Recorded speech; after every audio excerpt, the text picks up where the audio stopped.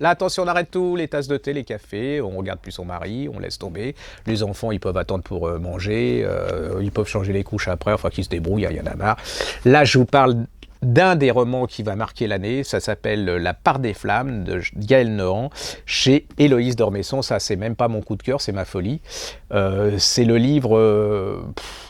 Nous, on lui a donné notre prix du meilleur roman historique français de l'année. C'est vraiment, pour moi, c'est un des événements de l'année. Qu'est-ce que c'est que l'histoire de ce roman? C'est très simple, on est à la fin du XIXe siècle. Il y avait vous savez, l'aristocratie, les femmes de l'aristocratie française se réunissaient chaque année dans un endroit. Alors, ça s'appelait le bazar de la charité. Là, on vendait des choses pour les pauvres, c'est-à-dire qu'il était de bon ton. Mais alors attention, il était très très dur d'avoir un stand dans cet endroit. C'était que pour le haut du panier. C'était vraiment, quand vous étiez là, vous avez atteint le sommet de la hiérarchie sociale. Voilà, c'était l'épanouissement. C'était tenu par qui? L'idée était tenue par qui? Par la duchesse d'Alençon. Alors, qui est la duchesse d'Alençon? La duchesse d'Alençon, c'était la petite sœur de Sissi. Et oui, il y a peu de gens qui le savaient. Tout se passe bien. Là, on a un énorme entrepôt où on fait des trucs très décorés, carton-pâte, tout avec toute l'aristocratie, des très très très jolies femmes, des clients, enfin voilà, qui sont du haut de gamme aussi, avec beaucoup d'argent. On va récolter beaucoup d'argent pour les pauvres, avec un côté, vous voyez, un peu, bon, c'est un peu gênant quand même quelque part, mais cette femme, bon, elle le fait apparemment elle est pleine de bons sentiments, très croyante, et ainsi de suite, et puis elle se dit, pour animer, pour moderniser un peu tout ça, on va prendre un peu une invention de genre cinématographe.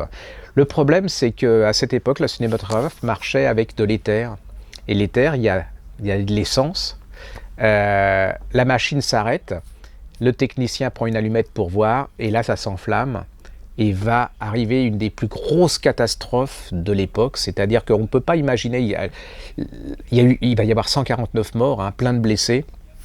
On ne peut pas s'imaginer du choc que ça a été pour les gens. C'est ce que je dis, vous mettez dans un même endroit, à Paris, Lady Di, la femme du président de la République, toutes les filles de la télé-réalité, les plus grandes chanteuses, vous voyez, un truc énorme, et tout ça, elles brûlent et elles meurent. Vous imaginez, il n'y a plus de théâtre pendant des semaines, la France est en noir, plus personne n'ose parler, tout le monde est complètement choqué par l'histoire. Et là, c'est l'histoire de 5 femmes. Déjà, c'est l'histoire de ce feu, de cet incendie elle le fait tellement bien que je me demandais par moments, j'avais toujours en train de regarder s'il n'y avait pas un extincteur qui était prêt parce que vous sentiez le brûler. Et c'est l'histoire de 5 femmes qui vont vivre ça, la duchesse d'Alençon et 5 autres femmes. Et c'est aussi une description de la condition des femmes à l'époque, parce que les femmes à l'époque, bon, elles pouvaient faire la charité, s'acheter plein de fringues et tout, mais au niveau de la liberté sexuelle, amour et tout ça...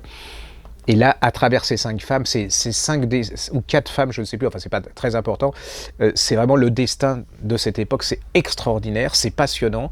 Vous allez découvrir, c'était presque oublié, hein, l'incendie du bazar de la Charité. Ça se lit comme une saga, comme un roman historique, comme un roman tout court, comme une histoire des femmes, comme un roman d'aventure, comme un film d'horreur, parce que ce qui va s'y passer n'est pas terrible, comme un grand roman d'amour. Elle l'écrit merveilleusement bien, et une fois que vous êtes embringué là-dedans, vous ne lâchez plus ce bouquin. C'est le livre de détente, mais vraiment idéal. C'est vraiment, si vous ne lisez pas ça, vous lisez à côté de... Et même si vous êtes historien, vous retomberez, voilà, vous allez redécouvrir plein de trucs. Petit coucou, c'est qu'elle avait envoyé son manuscrit chez Segars-Lafont, qui lui avait dit, écoutez, genre, chère madame, vous avez une bonne idée, mais alors, au niveau littéraire, vous êtes nul, quoi. Et si tout le monde était nul comme ça, moi je voudrais bien, hein, parce que j'en connais qui sont doués littérairement et qu'est-ce qu'on s'emmerde en les lisant. Donc, par les éditions Paul, Léo Cher, enfin j'en passe, c'est des meilleurs, éditions de minuit. Donc allez-y les filles, les garçons, mais c'est extraordinaire. Ça s'appelle La part des flammes de Gaël Nohan, c'est chez Héloïse d'Ormesson. Merci Héloïse d'Ormesson, parce que je ne sais pas ce qu'elle a fait, Héloïse d'Ormesson, cette année, mais elle a dû fumer, je ne sais pas quoi, mais que des bons trucs. Hein. Là, elle nous sort quand même par Tatiana Droney la biographie de Daphné du Maurier, quand même un des événements de l'année. Elle nous sort La part des flammes de Gaël Nohan chez... vraiment, ça c'est... Voilà, si vous ne le lisez pas, alors là, franchement, ça vaut même plus la peine que je m'embête le soir à faire des chroniques comme ça, parce que vous passez à côté. C'est le cadeau parfait. La fête des mères, la fête des pères, Noël prochain, les anniversaires, Pâques, c'est passé, mais enfin, vous pouvez tout. Allez-y. Et puis, si vous aimez bien quelqu'un, vous lui donnez ça.